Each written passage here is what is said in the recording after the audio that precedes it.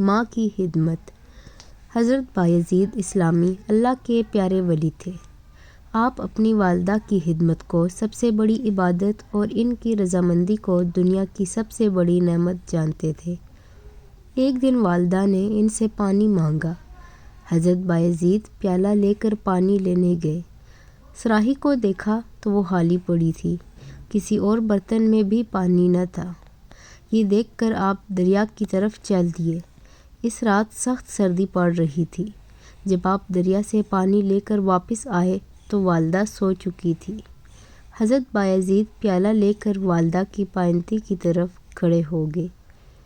سردی کی وجہ سے آپ کو بڑی تکلیف محسوس ہو رہی تھی، مگر آپ نے اپنی تکلیف کا کچھ خیال نہ کیا اور پانی کا پیالہ لیے چپ چاپ کھڑے رہے۔ کچھ دیر بعد آپ کی والدہ کی آنکھ کھلی تو انہوں نے دیکھا کہ آپ پانی کا پیالہ لیے کھڑے ہیں۔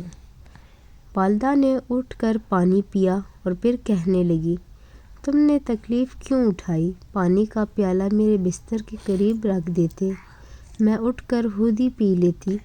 حضرت بایزید نے جواب دیا، آپ نے مجھ سے پانی مانگا تھا، مجھے اس بات کا ڈر تھا کہ جب آپ کی آنکھ کھلے گی تو کہیں میں آپ کے سامنے حاضر نہ ہوں۔ والدہ یہ سن کر خوش ہوئی اور انہیں دعائیں دینے لگی۔